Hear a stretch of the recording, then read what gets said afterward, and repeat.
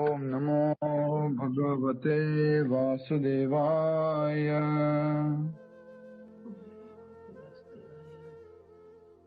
ओम नमो भगवते वासुदेवाय। ओम नमो भगवते वासुदेवाय।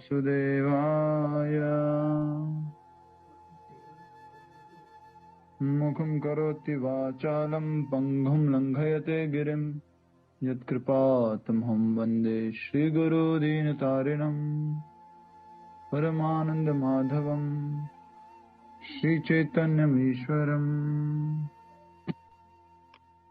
हरे कृष्णा। भगवान श्री कृष्ण और गुरु जी से प्रार्थना करते हुए कि सही समय पर सही शब्दों के साथ में आप सभी को ये भगवद गीता के दिव्य संदेश को सुना पाए। आज हम भगवद गीता के अध्याय 6 में जो एक विचलित योगी है, कल हमें पूरा करना था, वो वाला श्लोक भी लेके नहीं हो पाया था। तो विचलित योगी की क्या गति होती है, अर्जुन ने प्रश्न पूछा था, उसी में हम समझ रहे हैं।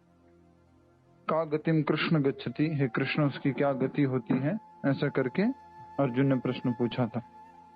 अभी तक हमने देखा जो कम अभ्यास करके असफल हुआ योगी है, वो या तो किसी अमीर परिवार में या किसी ब्राह्मण परिवार में जन्म लेता है। फिर हमने देखा कि जो अधिक समय तक अभ्यास करने के बाद में जो योगी है वो असफल हो जाता है या विचलित हो जाता है, तो वो किसी बहुत ही महान आचार्य कुल में जन्म लेता है। और उसके बाद हमने देखा भगवान कृष्ण ने पहले ही बता दिया था किसी प्रकार का योगाभ्यास में नुकसान नहीं है, अर्थात कि कुछ कमी नहीं होती है और कुछ नुकसान नहीं होता है। योगाभ्यास जो भी किया गया उसमें उसको लाभ ही लाभ है, किसी प्रकार की हानि नहीं है, वो पहले ही बता दिया था भगवान ने। कल हमने देखा कि जो योगी होता है पूर्व अभ्यास के कारण वो स्वतः ही योगाभ्यास के नियमों से आकर्षित हो जाता है और जो शब्द ब्रह्म है, वेद आदि हैं, उनके नियमों को अगर वो पालन नहीं भी किया है तो भी वो सीधा का सीधा जो योग अभ्यास है, योगा अभ्यास के नियम है, उसको पालन करने लग जाता है। आज हम उससे आगे समझने का प्रयास करेंगे। सभी से निवेदन है कि आप अपने अपनी भगवद गीता में श्लोक खोल लीजिए।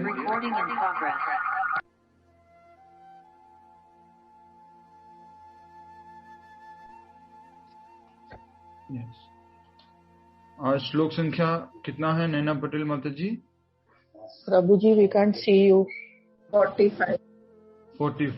ठीक है, 45 नंबर का श्लोक है और 45 नंबर के श्लोक में हम समझने जा रहे हैं कि जो असफल या फिर विचलित जो योगी है उसकी क्या गति होती है। और उसमें हमने देखा कि अंत में वो परम गति को प्राप्त करता है, भगवान के धाम को प्राप्त करता है। ये हमने कल भी टॉपिक दिया था और आज भी उसी को जो कल पूरा नहीं कर पाए थे, इस कारण आज भी उसी को समझ रहे हैं। श्लोक संख्या 45 आप सभी लोग दोहराएंगे।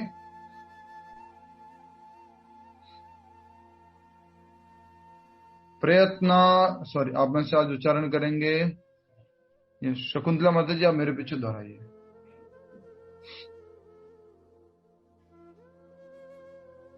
प्रयत्नात्यतमानः। शकुंतला माता जी आपको दोहराना है मेरे पीछे। हरे कृष्ण प्रभु जी। यस माता जी। प्रयत्नात्यतमानः। प्रयत्नात्यतमानः। प्रयत्न जो शब्द मीनिंग है ना, शब्दार्थ उसमें देखिए, शब्दार्थ में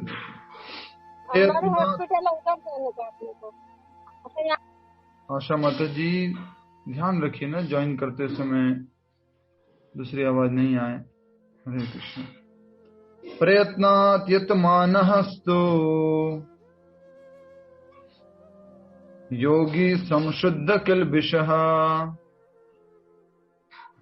माता जी उच्चारण कीजिए। अनेक जन्म संसिद्धस्तो। अनेक जन्म संसिद्ध। अनेक जन्म संसिद्धस्तो। अनेक जन्म संसिद्धस्तो याति पराम गतिम याति पराम गतिम प्रयत्नात्यतमानस्तु प्रयत्नात् यतमानस्तु संशुद्ध योगी संशुद्ध किल्बिषः योगी संशुद्ध किल विषय अनेक जन्म संसिद्धस्तो अनेक जन्म संसिद्धस्तु अनेक जन्म संसिद्धस्तो अनेक जन्म संसिद्धस्तो याति पराम गतिम। याति पराम गतिम। उच्चारण कीजिए माता जी।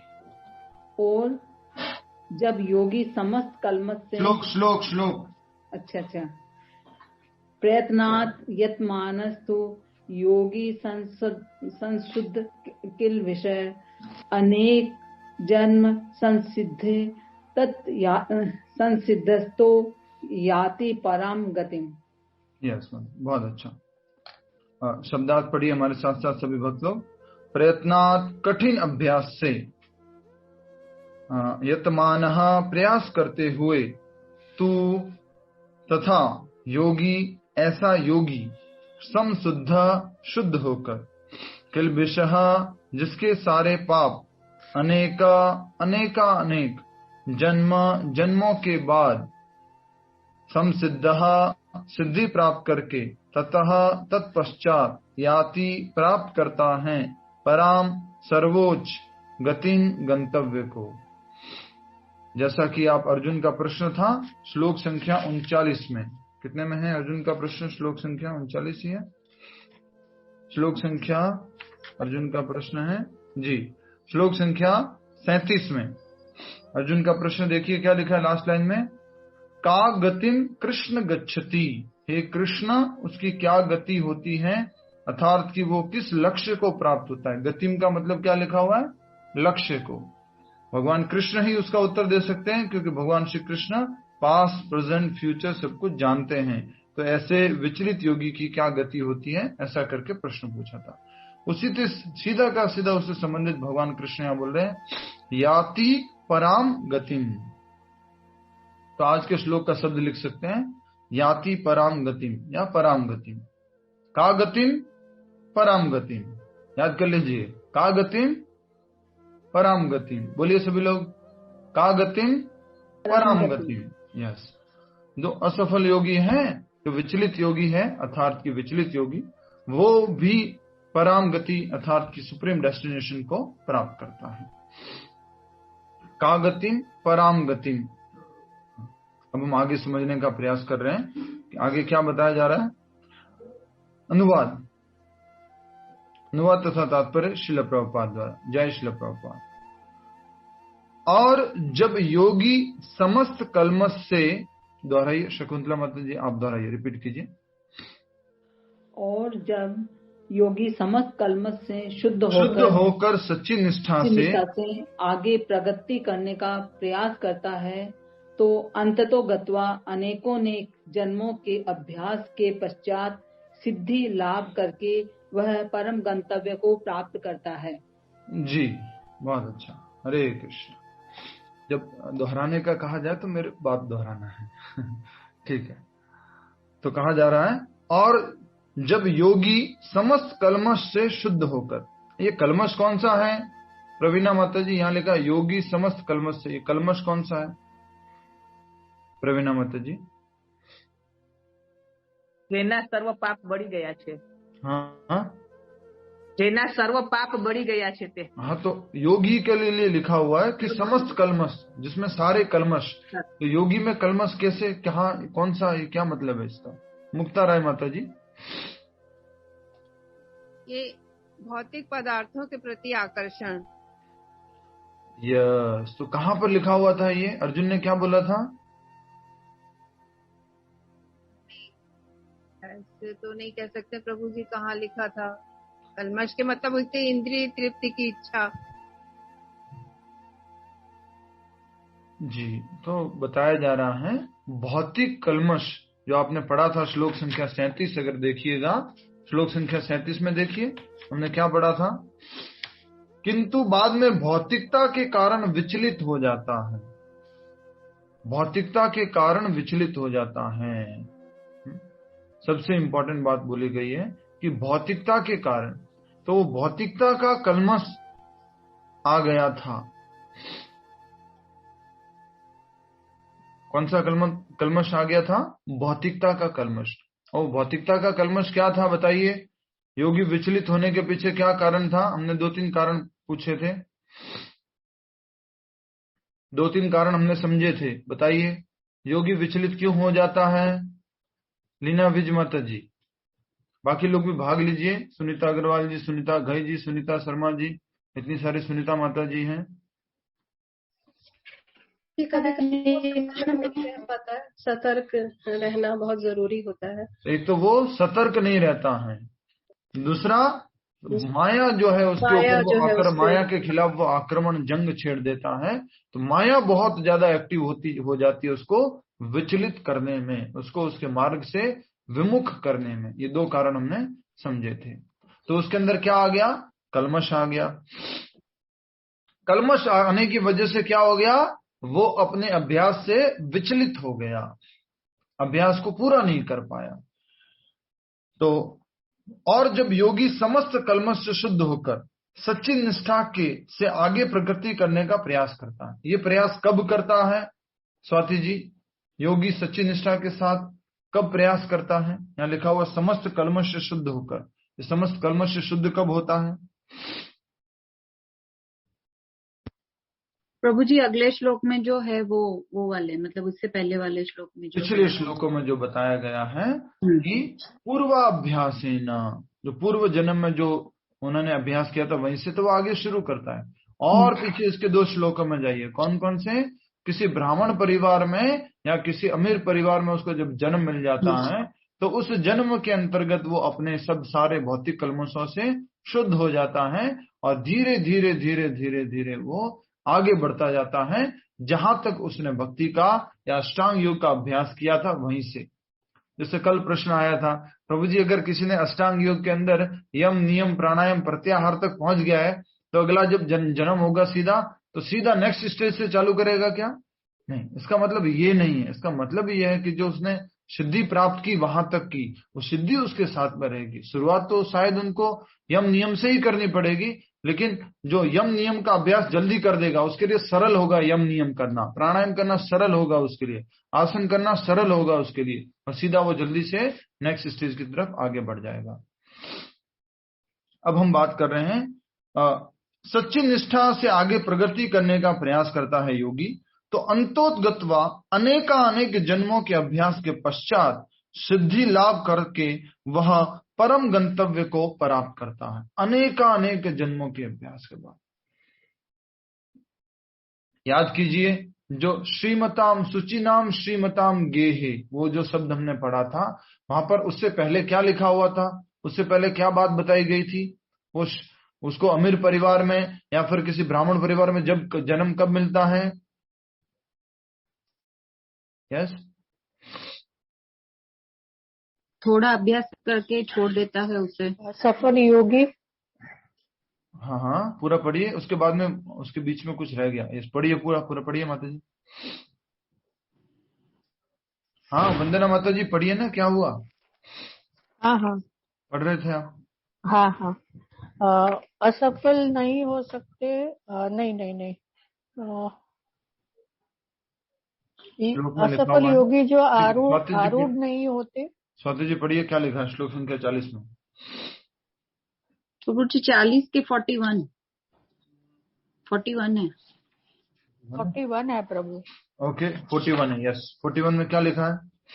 एक मिनट है प्रभु जी, मैं हिंदी वाला निकालती हूँ। अपने स्थान से गिर जाना। असफल योगी जो योगारूढ़ नहीं कर पाते वह सदाचारी या तो धनवानों के कुल में जन्म लेते हैं। नहीं माता जी, हाँ ठीक है, आपने सही सही पढ़ा, आपने बिल्कुल सही पढ़ा।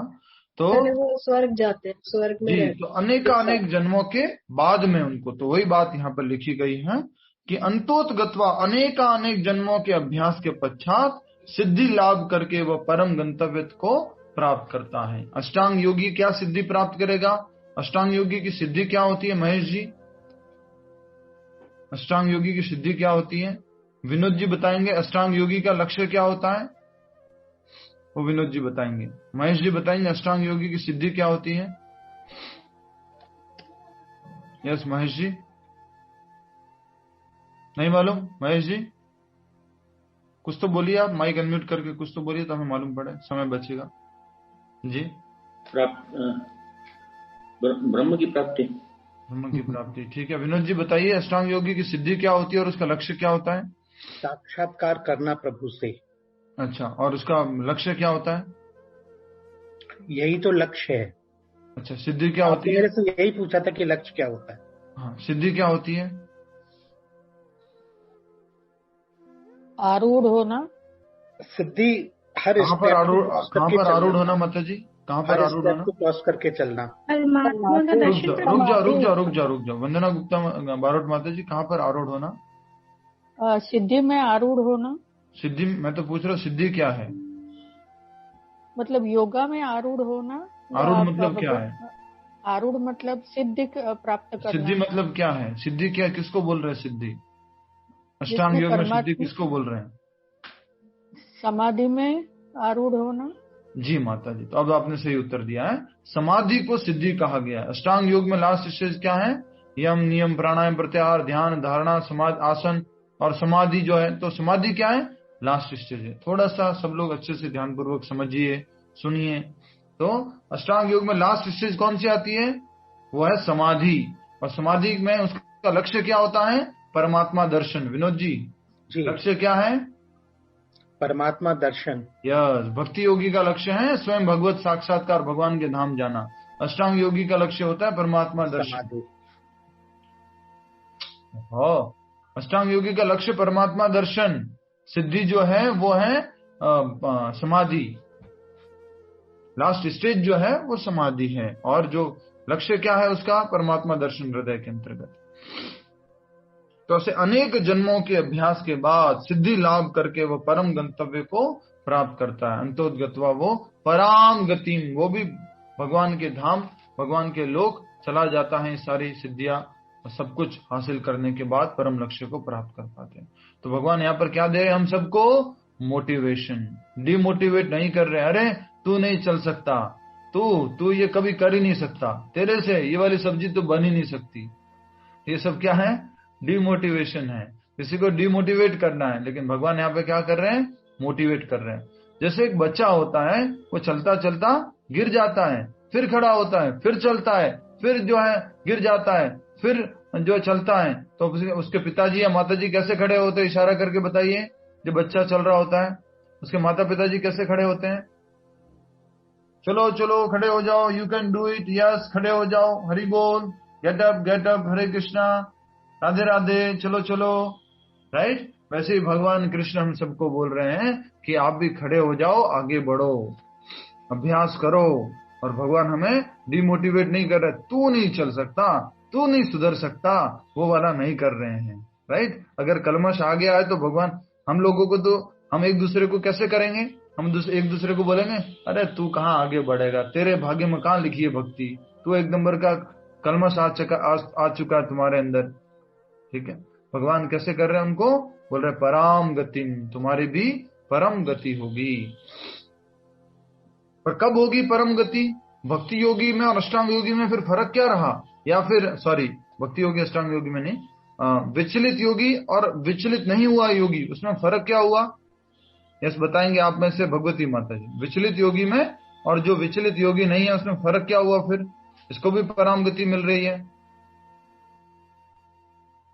यस माता जी, माइक अनम्यूट करके बोलिए, भगवती माता जी। हाँ प्रभु जी, विचलित मतलब कि वो अपने मतलब जो उसका लक्ष्य होता है उसमें विचलित हो जाते हैं। नहीं तो फर्क क्या रहा, उसको भी परम गति मिल रही है और जो विचलित नहीं है उसको भी परम गति मिल रही है। फर्क किस बात का है, फर्क है प्रभु जी क्योंकि वो अष्टांग योग के द्वारा आगे बढ़ना चाहता है, और जो भक्ति योगी है, भक्ति योगी का पूछ नहीं रहा हूँ माता जी, मैं तो अष्टांग योगी का ही पूछ रहा हूँ। इसलिए जब क्लास होती है तो क्या रहना होता है, सतर्क रहना होता है। हरे कृष्ण प्रभु जी, विचलित योगी को अनेक जन्म लेने पड़ेंगे। यस, विचलित योगी को बहुत जन्म लेने के बाद परम गति मिलेगी, और भक्ति योगी और जो अविचलित योगी है वो सीधा पराम गति को प्राप्त करेगा। जो विचलित नहीं है उसको सीधा पराम गति मिलेगी, जो विचलित हो चुका है उसको बहुत जन्मों के बाद में पराम गति मिलेगी। ठीक है, उसको टाइम लगेगा। सरल भाषा में आपके क्विज में प्रश्न आएगा, लिख लीजिए। अविचलित योगी और विचलित योगी, अविचलित योगी और विचलित योगी दोनों को पराम गति मिलती है। अविचलित योगी और विचलित योगी दोनों को पराम गति, परम गति, हिंदी में बोलेंगे परम गति मिलती है। तो फर्क किस बात का है? तो अंतर किस बात का है? अंतर लिख लीजिए हिंदी में। तो अंतर किस बात का है? मुक्ता राय माता जी बताएं, अंतर किस बात का है? जो अविचलित योगी है उसको तो जल्दी से मिल जाती है वृंदावन गोलोक, और जो विचलित हो जाता है उसको अनेक जन्म लेने पड़ते हैं, फिर वो अंततः वो भक्ति योग करके फिर फाइनली पहुंच पाता है। बहुत सुंदर। अच्छा, आप में से कोई भी मदर, आप में से कोई मदर है? सब लोग मदर है ना? तो ये उत्तर दीजिए। आप अपने बच्चों से कंपेयर करके बताइए। आपका एक बच्चा था वो तो विचलित नहीं था, और एक बच्चा है वो आपका विचलित है। तो लक्ष्य प्राप्त करने में विचलित को क्या समय लगा और अविचलित को क्या समय लगा, या फिर आप अपने अनुभव से बताएंगे समय या किस बात का अंतर होता है? कौन बताना चाहेंगे? माता जी, जिनसे पूछा जाए वो बताइएगा। हाथ खड़ा कीजिए। कौन बताना चाहेंगे? स्वाति जी बताइए, उसके बाद में नैना माता जी बताएंगे। नहीं प्रभु जी, मेरा कंफ्यूजन है। हाँ, ये 41 श्लोक में अविचलित योगी के बारे में बताया, राइट? फिर उसके बाद 42, 43, 44 ये सारे सॉरी विचलित, सब कुछ विचलित योगी के बारे में बताया गया है। अच्छा, तो ये प्रभु जी 42 में तो आप कह रहे थे ना कि अविचलित योगी के बारे में है ये? नहीं नहीं नहीं नहीं, सब कुछ विचलित योगी तो है। अर्जुन का प्रश्न क्या था?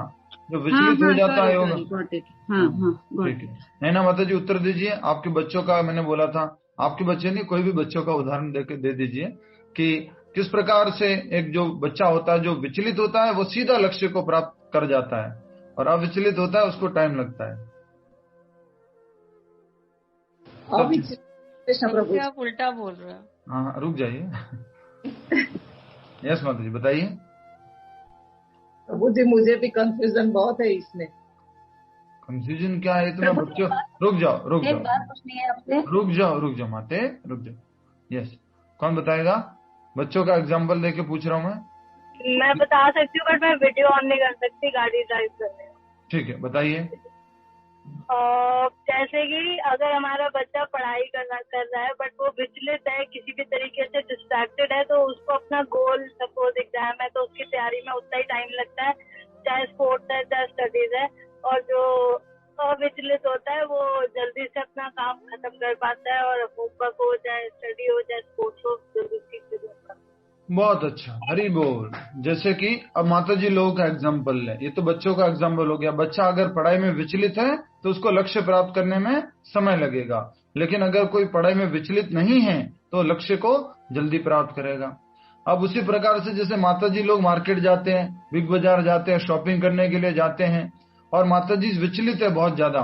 इधर देखा साड़ी, उधर देखा नया कुछ खाने का आइटम, उधर देखा कुछ एडवर्टाइजमेंट। अगर विचलित है बहुत ज्यादा तो अपने लक्ष्य जिसके लिए वो गए हैं उसको प्राप्त करके आने में उनको क्या लगेगा?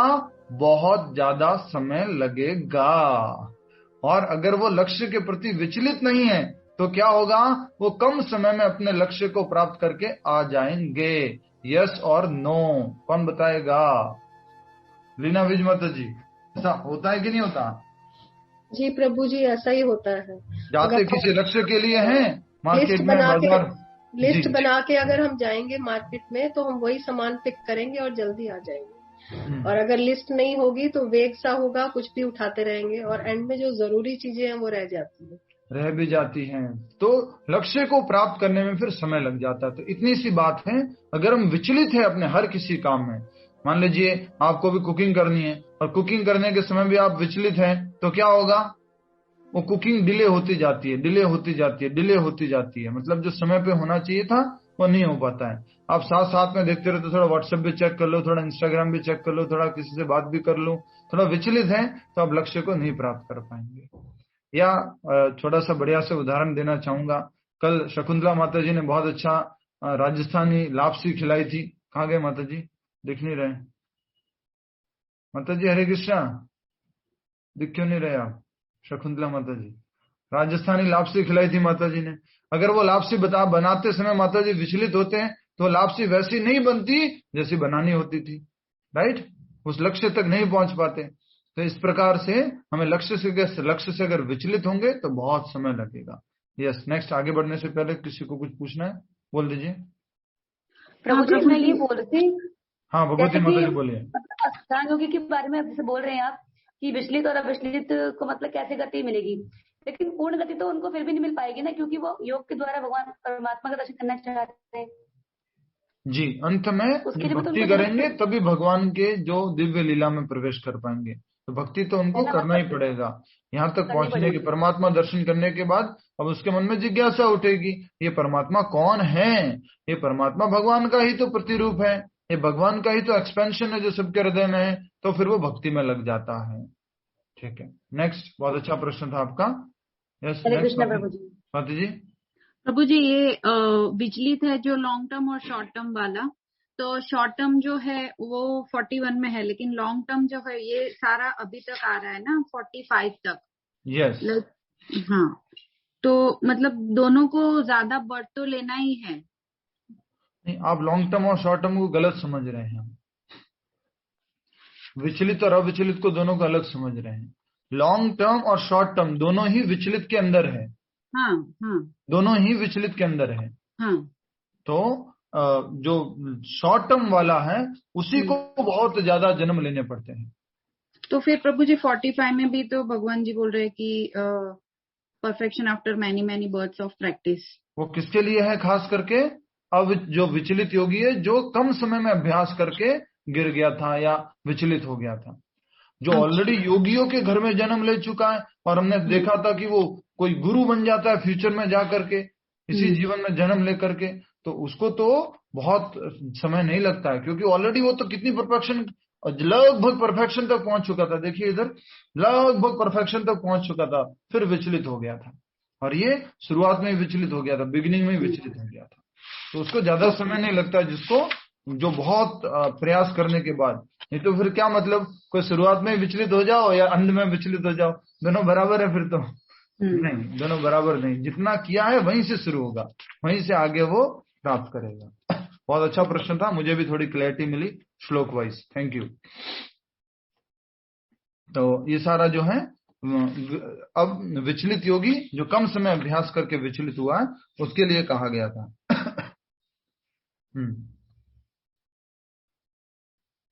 अब हम आगे बढ़ रहे हैं तात्पर्य की तरफ। तात्पर्य: सदाचारी, धनवान या पवित्र कुल में उत्पन्न पुरुष योगाभ्यास के अनुकूल परिस्थिति से चेष्ट हो जाता है। अर्थात कि जिसने पहले ही योगाभ्यास कर रखा है और बाद में जो विचलित हो चुका है, उसके बाद किसी सदाचारी परिवार यानी कि ब्राह्मण परिवार में और धनवान परिवार में, और उसके बाद में पवित्र कुल में अर्थात कि वैष्णव कुल में जन्म लेता है, में उत्पन्न पुरुष योगाभ्यास के अनुकूल परिस्थिति से चेष्ट हो जाता है। अर्थात से वो अटेंटिव हो जाता है, अलर्ट हो जाता है। अतः वह दृढ़ संकल्प करके अपने अधूरे कार्य को करने में लग जाता है। इसका बेस्ट उदाहरण कौन है? इसका बेस्ट उदाहरण कौन है? विचलित योगी का बेस्ट उदाहरण जड़ भरत का। भरत आप लोग स्लो क्यों हो जाते हो? देखो ना, ये सब तो सिंपल है। विचलित योगी का बेस्ट उदाहरण जड़ राजा भरत। और भरत जो विचलित हो गए थे तो फिर वो वापस से अगले जन्म में सचेष्ट हो गए थे। अरे मैंने लास्ट जन्म में गलती किया था, मैं हिरण बन गया हूं, अब मैं इस जन्म में गलती नहीं करूंगा। फिर जब ब्राह्मण जड़ भरत का जन्म हुआ, उनका ब्राह्मण के घर में जन्म हुआ, अब मैं बिल्कुल ही गलती नहीं करूंगा। 2 जन्म हो गए मुझे लक्ष्य को प्राप्त करने में, कितना समय लग गया है मुझे। तो इसलिए यहाँ पर समझ पा रहे, कनेक्ट कर पा रहे आप राजा भरत की स्टोरी से? अनेक जन्मों के बाद गंतव्य तक पहुंचता है, लक्ष्य तक पहुंचता है। अगर वही राजा भरत शुरुआत में विचलित नहीं हुए होते तो उसी जन्म में पहुंच जाते। तो हम सब लोगों को भी कोशिश करनी है कि हम विचलित ना हो और अविचलित रहें और अपने लक्ष्य को प्राप्त करें। ठीक है, इसी जन्म में। प्रभु जी हमें याद रहेगा गए जन्म में क्या था, ये जन्म में क्या है? अगर विचलित हो जाते हैं तो शायद हमें कुछ याद रहे योगाभ्यास से, लेकिन जनरली याद नहीं रहता है। हमें तो यही समझना है कि नहीं याद है तो भी चलेगा। प्रभु जी पीछे से हरे कृष्णा कर रहे हैं। हरे कृष्ण। आप लोग सोचते होंगे ना कि याद रहेगा आश्रम में कोई सीरियसनेस, सब तो ऐसे सीरियस तो नहीं बैठे रहते। देख लो प्रभु जी खूब हंसाते रहते हैं, खूब आनंद करते हैं। ऐसा नहीं कि आश्रम लाइफ ऐसी लाइफ है, नहीं, खूब आनंद की लाइफ है। क्यों प्रभु? हरे कृष्ण।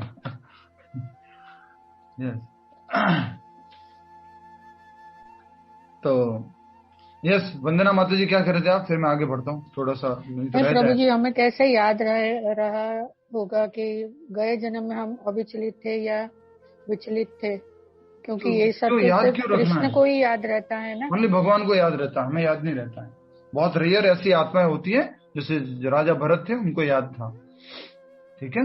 दूसरा हमने देखा था कल के श्लोक में, जल्दी से बताइए, आप में से बताएंगे, वंदना बारोट माता जी ही बताएंगे। वो ये बताना है कि भगवान का नाम किसकी जीवा पे आता है, भगवान का नाम किसकी जीवा पे आता है। यस, आपको समय मिलता है। जो सभी प्रकार के तप जिसने किए हो, सभी प्रकार के यज्ञ जिसने किए हो, सारे तीर्थ स्थानों में स्नान किए हो और सारे शास्त्रों को पढ़ा हुआ हो। क्या बात है, हरि बोल। तो भगवान का नाम उसी की जीवा पे आता है, भले उसका जन्म कौन से परिवार में हुआ विनोद अग्रवाल जी, भले ही उसका जन्म किसी कैसे परिवार में हुआ हो, भद्रजन परिवार में, भद्रजन चांडाल परिवार में। उदाहरण कल किसका था? हमने स्टोरी मूवी देखी थी, किसका उदाहरण था कल? हमने वो वीडियो भी देखा था, तात्पर्य में भी हमने देखा था। हरिदास ठाकुर, हरिनाम दास ठाकुर नहीं, कल भी बोला था, फिर भी गलती कर रहे हो। हरिदास ठाकुर, हरिदास ठाकुर, फिर से बोलता हूँ, हरिदास ठाकुर, गड़बड़ मत कीजिए। हरिनाम प्रभु में की है ना, चलो प्रभु जी हरिनाम दास विदाउट नाम, हरिदास ठाकुर। ठीक है। और विनोद जी कल नहीं थे क्या क्लास में आप? कल था तो सर, बस इतना इम्पोर्टेंट बात कैसे भूल सकते हैं? वो कितने बार नाम जप करते थे हरिदास ठाकुर? 3 लाख नाम बोलते थे। अराउंड कितने ही माला हो जाती थी? 165 फॉर 17 आवर्स। माता जी चेंज हो गया क्या? कल तक में कम कर दिया क्या आपने वंदना बारोट माता जी? तो 172 था क्या प्रभु? 173 माला, 3 माला, ओके। ठीक है, 173 माला जप करते थे प्रतिदिन। Almost for 17 hours. जी, ऑलमोस्ट फॉर 17 आवर्स। 17, 18 अपने हिसाब से हम लोग तो करने बच जाएंगे तो 24 घंटे भी कम हो जाएंगे पूरा करेंगे तो। ये नामाचार्य हरिदास ठाकुर, उनको क्या उपाधि मिली थी? नामाचार्य की उपाधि मिली थी। 22 बाजारों में उनको कोड़ों से सजा दी गई थी। हाँ, उन्होंने कल एक बहुत अच्छा डायलॉग बोला था, जो हमारे लिस्टर में से जो उन्होंने सुना था, वो कल जब मैं उनके घर गया तो उन्होंने बोला था। कल वो चारों परिवार के लोग साथ में बैठ के क्लास सुन रहे थे। प्रभु जी हरिदास ठाकुर जी ने बोला था कि जब वो कोड़े मार रहे थे, बोले ये नवाब तुम्हारी जान ले लेगा। बोले जान तो कृष्ण के अलावा कोई नहीं ले सकता। अगर मैंने ये विश्वास कर लिया कि नवाब जान ले सकता है तो मुझे कृष्ण के शब्दों पर श्रद्धा नहीं है और ये पाप होगा। सोचो क्या डायलॉग था। अगर नवाब जान ले सकता है, कृष्ण के अलावा कोई जान नहीं ले सकता, और अगर मैंने ये सोच लिया कि नवाब जान ले सकता है तो ये तो मैंने पाप कर लिया, कृष्ण के विश्वास के प्रति पाप कर लिया ऐसा करके। तो ये हमने उदाहरण समझा था हरिदास ठाकुर जी का। और ये उदाहरण किसके लिए था? सब गरीब नहीं, चांडाल परिवार में भी, निम्न योनि में भी जन्म होकर के वो भगवान का नाम जप करते थे, और जो शब्द ब्रह्म है उसको पालन करने की आवश्यकता नहीं है, वो सीधा योगा अभ्यास में लग जाता है। अभी हमने उदाहरण पूछा था, वो जड़ भरत का उदाहरण था। वो क्या था? बेस्ट एग्जाम्पल कि वो अनेक जन्मों तक योगा अभ्यास करके फिर वो कंटिन्यू करते हैं और उनको याद रहता है कि मैंने क्या गलती की थी। अतः वह दृढ़ संकल्प करके अपने अधूरे कार्य को करने में लग जाता है। जड़ भरत की स्टोरी से समझते हुए आपको आसानी से कनेक्ट कर पाएंगे। अतः वह दृढ़ संकल्प करके अपने अधूरे कार्य को करने में लग जाता है। मोटिवेशनल स्पीकर होते हैं ना, वो भगवत गीता के इसी श्लोक को कोट करके डे टू डे लाइफ में इसको अप्लाई करने के लिए इस तरह से बोल देते हैं, कोई भी काम करो, हिम्मत मत हारो। भगवान कृष्ण ने गीता में बोला है, पराम गतिम, तुम भी जीतोगे, तुम्हारा को भी लक्ष्य मिलेगा, धीरज रखो, थोड़ी मेहनत करो, 1-2 अभ्यास नहीं, 3 अभ्यास करने पड़े, 4 अभ्यास करने पड़े, 5 अभ्यास करने पड़े, अनेक अभ्यास लगेंगे, लेकिन तुम भी लक्ष्य को प्राप्त कर सकते हो। ऐसे करके वो मोटिवेशनल स्पीकर इन बातों को उपयोग करके वो अनेक जन्मों को क्या बोल देते हैं, अनेक अभ्यास करके, और वो तुम भी अपने जीवन में लक्ष्य को प्राप्त कर सकते हो, ऐसा करके बोलते हैं। ठीक है, नेक्स्ट। इस प्रकार क्वेश्चन है, हाँ, एक क्वेश्चन कि जैसे जड़ भरत की बात हुई, तो जब उनका सेकंड जन्म था तब तो वो हिरण बने थे ना, तो तब वो अभ्यास कैसे करते होंगे?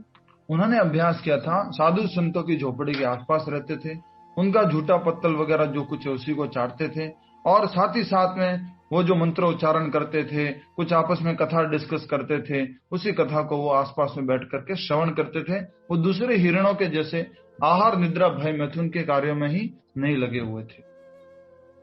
Is that okay? हाँ, थैंक यू। हरे कृष्ण। इस प्रकार वह अपने समस्त भौतिक कल्मश से शुद्ध कर लेता है। इस प्रकार वह अपने आप को समस्त भौतिक कल्मश से शुद्ध कर, समस्त कल्मश से मुक्त होने पर उसे परम सिद्धि कृष्ण भावनामृत प्राप्त होती है। अपने आप को सारे कल्मशों से मुक्त कर लिया, अर्थात कि जो हम विचलित हो जाते थे उन विचलित से बच गए और हमने सिद्धि को प्राप्त कर लिया, तो कृष्ण भावनामृत जो अंतिम स्टेज है, जो टॉप मोस्ट स्टेज है, उसको प्राप्त कर लेता है इवन एक अष्टांग योगी। अच्छा, आपसे प्रश्न पूछा जाएगा, जैसे अभी भगवती माता जी ने पूछा था, तो आप उत्तर बताइएगा मुझे। आपका प्रश्न ये होगा कि अष्टांग योगी का जो लक्ष्य है वो परमात्मा दर्शन है, तो वो भक्ति में कैसे लगता है? प्रश्न ये है, उत्तर भी आपको क्विज में आएगा ये प्रश्न। अभी एक श्लोक बाद ये अध्याय पूरा होने वाला, ये लास्ट श्लोक है इसके बाद वाला। अष्टांग योगी का लक्ष्य परमात्मा दर्शन है, तो वो भगवत भक्ति में कैसे लग जाता है?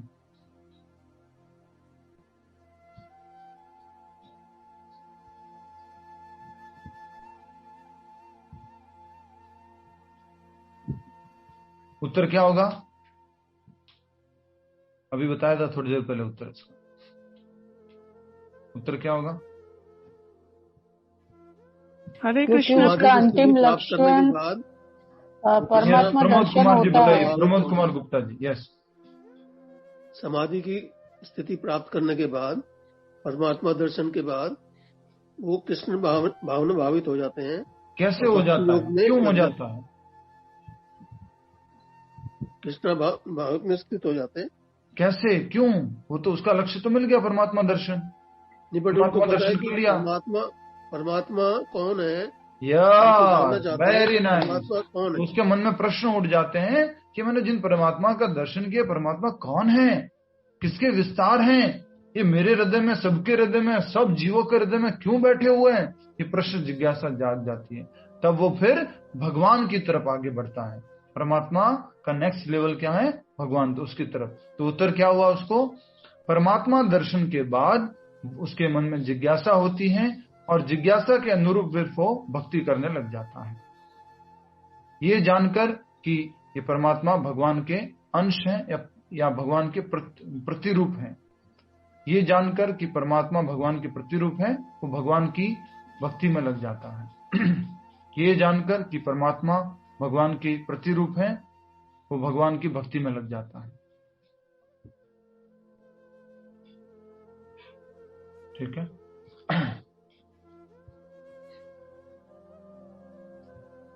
लिख लिया आपने? ये जानकर कि परमात्मा भगवान का प्रतिरूप है, वो भगवान की भक्ति में लग जाता है।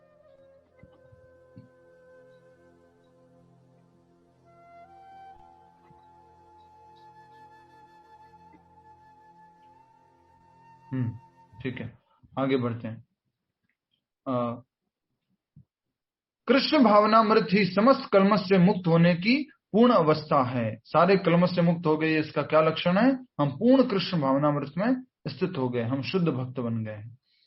इसकी पुष्टि भगवत गीता में 7वें अध्याय के 28वें श्लोक में हुई है। 7वें अध्याय के 28वें श्लोक में इसकी पुष्टि हुई है। क्या हुई है देखिए, येषां त्वगन्तगतं पापं जनानां पुण्य कर्मणां त्वे द्वंद्व मोहर निर्मुक्ता भजन्ते माम दृढ़व्रतः। ते येषां त्वअन्तगतं पापम, जब सारे पापों का अंत हो जाएगा तो क्या होगा, और जनानाम पुण्य कर्मणाम, बहुत पुण्य कर्म करने के बाद, अनुवाद पढ़िए, अनेक जन्मों तक पुण्य कर्म करने से जब कोई समस्त कल्मश तथा मोहमय द्वंद्वों से पूर्णतया मुक्त हो जाता है, ते द्वंद्व मोह निर्मुक्ता, द्वंद्व से वो मुक्त हो जाता है, भजन्ते माम दृढ़व्रता, तभी वह भगवान की दिव्य प्रेमा भक्ति में लग पाता है।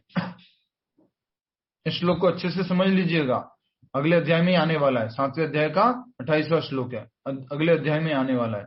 और अगला अध्याय तो बहुत ही इंटरेस्टिंग है, और इंटरेस्टिंग है। भगवत ज्ञान, भगवान के बारे में ज्ञान मालूम करने वाले, भगवान की शक्तियों को जानने वाले, परा अपरा शक्तियों को जानने वाले, माया को जानने वाले, 3 गुण कैसे काम करते हैं उसको जानने वाले अगले अध्याय में। तो अभी आज के श्लोक में ये लास्ट श्लोक था जो तात्पर्य का, उसमें तात्पर्य के अंदर वो क्या बोल रहे हैं, भगवत गीता का 28वां श्लोक 7वें अध्याय का, येषां त्वन्तगतं पापम जनानां पुण्य कर्मणां ते द्वंद्व मोहर निर्मुक्ता भजन्ते माम दृढ़व्रताः। दृढ़व्रत होकर के भक्ति करने लग जाता है कौन, जो अनेक जन्मों के पुण्यों के बाद में सारे कल्मशों से मुक्त हो जाता है, अंतगतम पापम, सारे पापों से मुक्त हो जाता है, और उसका मोह जो है वो भी पूरी तरह से समाप्त हो जाता है, तब वो भगवान की भक्ति में लग जाता है। कौन सा मोह है, सबसे पहला मोह क्या है लक्ष्मी माता जी, सबसे पहला मोह क्या है? यस बोलिए। मैं यह शरीर हूँ। यस, मैं ये शरीर हूँ, सबसे पहला मोह है, इस शरीर से हमें मोह है, ये सबसे पहला है। ठीक है, उसके बाद में स्त्री का शरीर हूँ, पुरुष का शरीर हूँ, मैं सुंदर हूँ, मैं काला हूँ, मैं गोरा हूँ, या फिर मैं माँ हूँ, मैं पिता हूँ, मैं बेटा हूँ, ये सारे मोह हैं। एक सिंपल सा फैक्ट अगर आपको ये जानने के लिए सोचने को मजबूर कर देगा, जो मैं बताने जा रहा हूँ उसको सुनिए। मान लीजिए आपकी उम्र 50 साल है, अगर 30 साल है या 60 साल है, किसी की 70 साल है, आपको अगर ये सोचने के लिए मजबूर कर दिया जाए कि 100 साल पहले आप कहां पर थे, 100 साल पहले आप थे कि नहीं थे, ये अगर आपको सोचने पे मजबूर कर दिया जाए, एटलीस्ट आपको इतना मालूम पड़ता है कि 100 साल पहले मैं इस शरीर में तो नहीं था, किसी और शरीर में था। उसी प्रकार से आज से 50, 60 या 70, 80 साल, 100 साल बाद आप कहां होंगे, तो ये भी पक्का है कि इस शरीर में तो नहीं रहने वाले। तो मैं तो ये शरीर नहीं हूं, मैं ये पंच महाभूत का बना हुआ शरीर नहीं हूं, मैं इनसे बियॉन्ड हूं, क्योंकि आज से 50 साल 100 साल पहले भी मेरा अस्तित्व था, और आज से 50-100 साल बाद भी मेरा अस्तित्व रहेगा, लेकिन ये शरीर का अस्तित्व नहीं रहेगा, शरीर समाप्त हो जाएगा। समझ में आया आपको? ठीक है, यस। इस प्रकार ये भगवत गीता के 6ठे अध्याय का हमने श्लोक संख्या 45 पूरा किया। आज 46 भी पूरा करना था, समय हो गया है, और आप कहे तो कर देते हैं आगे वाला श्लोक, सिंपल सा है, उसमें जस्ट कंपैरिजन दिया गया है। कर लें स्वाति जी, जस्ट कंपैरिजन दिया गया उसमें, और कुछ नहीं है। कर लो प्रभु जी, कर लेते हैं, 5 मिनट लगेगा, 5 मिनट है अभी अपने पास। ठीक है, सुमन माता जी श्लोक दोहराइए, सभी लोग बने रहिए, 7 मिनट में हो जाएगा ये पूरा। तपस्वीभ्योऽधिको योगी, तपस्वीभ्यो योगी, ज्ञानीभ्यो अपि मतोऽधिकः, ज्ञानीभ्यो अपि मतोऽधिकः, कर्मिभ्यश्चाधिको योगी, कर्मिभ्यश्चाधिको योगी, तस्माद्योगी भवार्जुन, तस्माद्योगी भवार्जुन। शब्दार्थ, तपस्वीभ्यः, तपस्वियों से, अधिक श्रेष्ठ बढ़कर, योगी योगी, ज्ञानीभ्यः ज्ञानियों से, अपि भी मतः माना जाता है अधिक बढ़कर, कर्मिभ्यः सकाम कर्मियों की अपेक्षा, च भी अधिकः श्रेष्ठ, योगी योगी, तस्मात् अतः योगी योगी भव बन जाओ अर्जुन, हे अर्जुन। इस श्लोक में जो है एक ही शब्द आप लिख सकते हैं, बार बार आएगा, वो है अधिको, अधिको शब्द लिख लीजिए, अधिको। ये अधिक शब्द जो है 2-3 बार प्रयुक्त हुआ, इसलिए इस श्लोक को कैसे याद रखेंगे? अधिक हो। प्रभु जी ये श्लोक का हेडिंग क्या लिखे? हाँ, इस श्लोक का हेडिंग लिख लीजिए, 3 प्रकार के योगों की तुलना। 3 प्रकार के योगियों की तुलना, ऐसे लिख दीजिए, 3 प्रकार के योगियों की तुलना।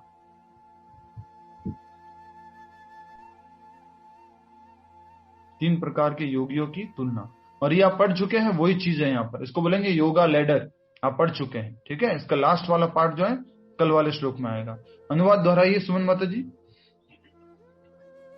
योगी पुरुष तपस्वी से, योगी पुरुष तपस्वी से, ज्ञानी से, ज्ञानी से, तथा सकाम कर्मी से, तथा सकाम कर्मी से बढ़कर होता है। बढ़कर होता है। अतः हे अर्जुन, अतः हे अर्जुन, तुम सभी प्रकार से योगी बनो। तुम सभी प्रकार से योगी बनो। अच्छा, इसका ये शब्द लिख सकते हैं, संस्कृत शब्द, अधिको तो हो गया है, कैंसिल कीजिए उसको, नया शब्द है लास्ट वाला, तस्माद योगी भवार्जुना। ये इंपॉर्टेंट शब्द है, तस्माद योगी भवार्जुना, लास्ट शब्द। भगवान कृष्ण अर्जुन को बोले तुम भी योगी बनो, तस्माद योगी भवार्जुना। मन विचलित हो रहा है, ये हो रहा है, वो हो रहा है, सब कुछ है, लेकिन तुम्हें भी क्या बनना होगा? योगी बनना होगा। ऐसा कार्य करना होगा जो मुझसे संबंधित है, अष्टांग के माध्यम से, कर्म के माध्यम से, ज्ञान के माध्यम से, भक्ति के माध्यम से। तुम भी योगी बनो। तो हम सब लोग क्या है? योगी हैं कि क्या है? हम सब लोग योगी हैं।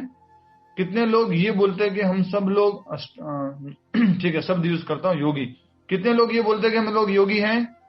हाथ खड़ा कीजिए, हाथ खड़ा कीजिए। कितने लोग बोलते हैं कि हम योगी हैं? ऐसे नहीं कर, ऐसे सिंपल कर दीजिए। कितने लोग बोलते हैं हम योगी हैं, वो ऐसे करेंगे। कितने लोग बोलते हैं हम योगी नहीं है, वो ऐसे करेंगे। एक साथ में उत्तर चाहिए, 2 बार का टाइम नहीं है मेरे पास अभी। कितने लोग बोलते हैं हम योगी हैं? हाथ ऐसे कीजिए। अमिता माता जी, क्या ये तो कौन सी पोजीशन है? कितने लोग बोलते हैं हम योगी है? कितने लोग बोलते हैं हम योगी नहीं है? अच्छा ठीक है, ओम प्रकाश जी बोल रहे हैं, महेश जी बोल रहे हैं, और कौन है? यार सभी लोग वीडियो ऑन करके बताइए, हाथ ऐसे ही रखिए। सोनिया गांधी जी जैसे करते हैं ना हाथ, वैसे आप भी कीजिए।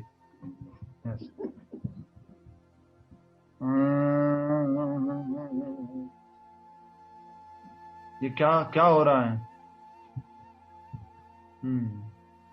2-3 लोगों ने गलत उत्तर दिया है और 4 लोगों ने, आशा गुप्ता माता जी, ओम प्रकाश जी, महेश जी, रीमा माता जी, और सबने गलत, बाकी सबने। भगवती माता जी आपका ऐसा है कैसे?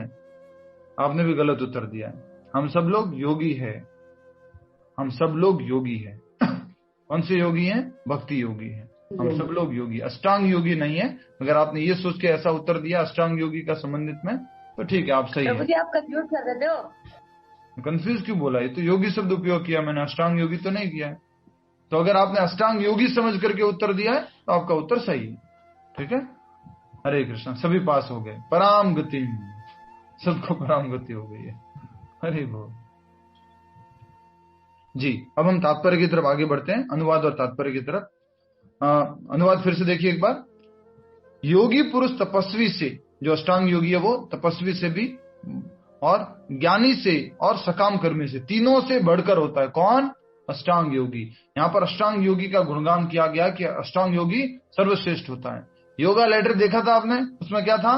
कर्म योगी, उसके बाद में ज्ञान योगी, उसके बाद में अष्टांग योगी। प्रभु जी अगर यहाँ पर अष्टांग योगी को सबसे टॉप मोस्ट बताए तो लास्ट वाला तो भक्ति योगी होता है ना, तो उसके लिए इंतजार कीजिए, अगले श्लोक में आ रहा है वो। ठीक है, अगले श्लोक में वही है, वही भगवान बताने वाले हैं।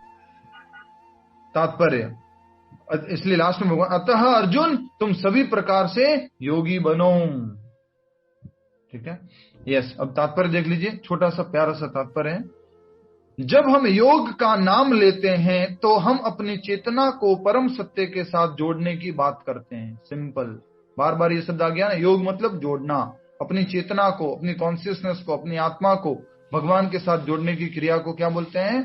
योग। वो ज्ञान के माध्यम से हो, कर्म के माध्यम से हो, भक्ति के माध्यम से हो, या फिर तपस्या आदि के माध्यम से, उसको क्या बोलेंगे? योग। ठीक है, जब हम योग का नाम लेते हैं तो हम अपनी चेतना को परम सत्य के साथ जोड़ने की बात करते हैं। आजकल जो लोग योग का नाम लेते हैं उसमें ऐसा होता है क्या? परम सत्य के साथ जुड़ना है?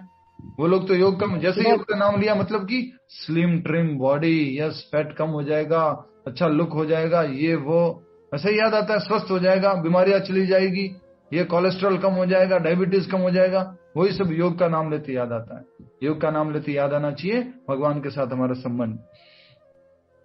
विविध अभ्यास करता इस पद्धति को ग्रहण की गई विशेष विधि, विविध अभ्यास करता इस पद्धति को ग्रहण की गई विशेष विधि के अनुसार विभिन्न नामों से पुकारते हैं। जो प्रयास जैसा करता है उसको इस नाम से बुलाते हैं, इस भगवान के साथ संबंध करने की योग विधि को। जब योग, ध्यान से पढ़िएगा, इसमें सारे आपके प्रश्नों के उत्तर है। तपस्वी किसको बोलते हैं, ज्ञानी किसको बोलते हैं, अष्टांग योगी किसको बोलते हैं, इसका उत्तर है यहाँ पर। जब यह योग पद्धति सकाम कर्मों से मुख्यतः संबंधित होती है तो कर्म योग कहलाती है। आपके क्विज में प्रश्न आएगा, कर्म योगी किसे कहते हैं, ठीक है। नेक्स्ट, ये सारे प्रश्न आएंगे। प्रभु हरे कृष्णा। हाँ,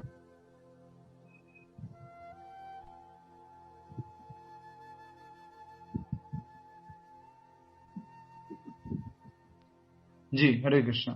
तो हम समझ रहे थे ज्ञान कर्म योगी की बात कही गई कि जो कर्मों के माध्यम से भगवान से संबंधित होता है उसको कर्म योगी कहते हैं। जब यह चिंतन से संबंधित होती है तो ये ज्ञान योगी कहलाता है। जब अध्ययन करके चिंतन करके भगवान से संपर्क करने की कोशिश की जाती है इसको क्या बोला जाता है, ज्ञान योग। और जब यह भगवान की भक्ति से संबंधित होती है तो भक्ति योग कहलाती है।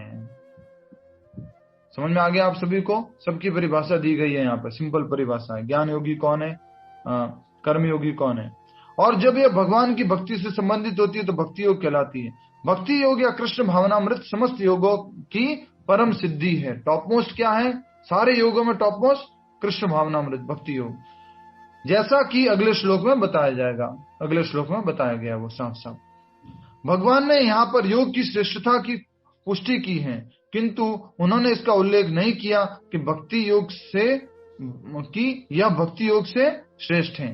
भगवान ने योग की श्रेष्ठता बताई। कौन से योग की, स्वाति जी? आज के श्लोक में, अभी वाले श्लोक में कौन से योग की श्रेष्ठता बताई है 46 में? भक्ति योग 46 में अष्टांग योग को जाओ घूम के आओ थोड़ा सा। कर्मयोग जी क्या बोला कि तपस्या से भी, ज्ञान से भी और कर्म से भी टॉप मोस्ट क्या है, अष्टांग योग, ठीक है। और फिर बोल रहे कि अगले श्लोक में बताएंगे भक्ति योग इससे भी श्रेष्ठ है। इस श्लोक में नहीं बताया भगवान ने कि भक्ति योग सबसे श्रेष्ठ है, ये लिखा गया है यहाँ पर, किंतु उन्होंने इसका उल्लेख नहीं किया कि वह भक्ति योग से श्रेष्ठ है। भक्ति योग से श्रेष्ठ नहीं है कौन, अष्टांग योग।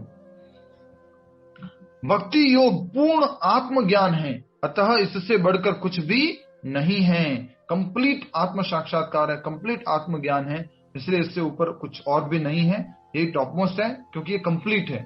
कंप्लीट मतलब कि भगवान का साक्षात्कार है ये, आत्मा परमात्मा का नहीं या ब्रह्म का नहीं, ये किसका है, सीधा भगवान का साक्षात्कार। इसलिए क्या है, पूर्ण आत्मज्ञान है, अतः इससे बढ़कर कुछ भी नहीं।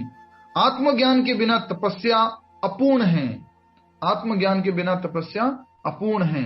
परमेश्वर के प्रति समर्पित हुए बिना ज्ञान योग भी अपूर्ण है। सकाम कर्म कृष्ण भावनामृत के बिना समय का अपव्यय है। लोग बोलते हैं ना, मैं कर्म करता हूं, मेहनत करता हूं, पर वो सकाम कर्मी है, पर अगर कृष्ण भावनामृत नहीं है तो वो टाइम वेस्ट है। अतः यहाँ पर योग का सर्वाधिक प्रशंसित रूप भक्ति योग है और इसकी व्याख्या अगले श्लोक में की गई है। फिर से है ना भक्ति योग। हाँ, भक्ति योग तो टॉप मोस्ट है। आज के मैंने पढ़ लिया था प्रभु जी। नहीं, आज के श्लोक में क्या बताया, श्लोक के अनुसार भगवान क्या बोल रहे हैं कि तपस्वीभ्यो अधिको योगी ज्ञानीभ्यो अपि मतोधिकः कर्मभ्यो चाधिको योगी तस्माद् योगी भवार्जुन।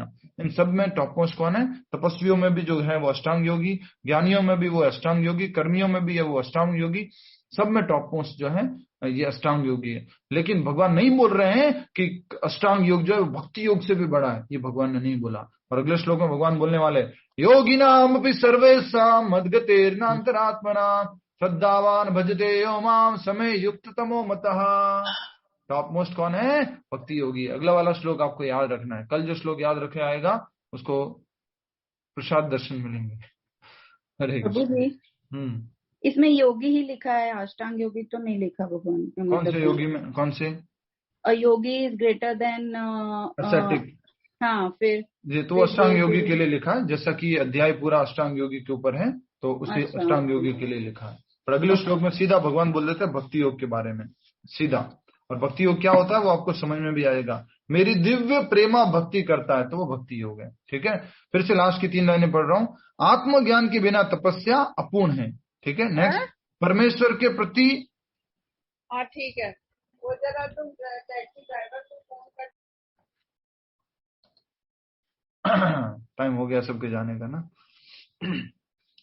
सकाम कर्म भी कृष्ण भावनामृत के बिना समय का अपव्यय है, अतः यहाँ पर योग का सर्वाधिक प्रशंसित रूप भक्ति योग ही है, और इसकी व्याख्या अगले श्लोक में की गई है। ठीक है, हरि बोल।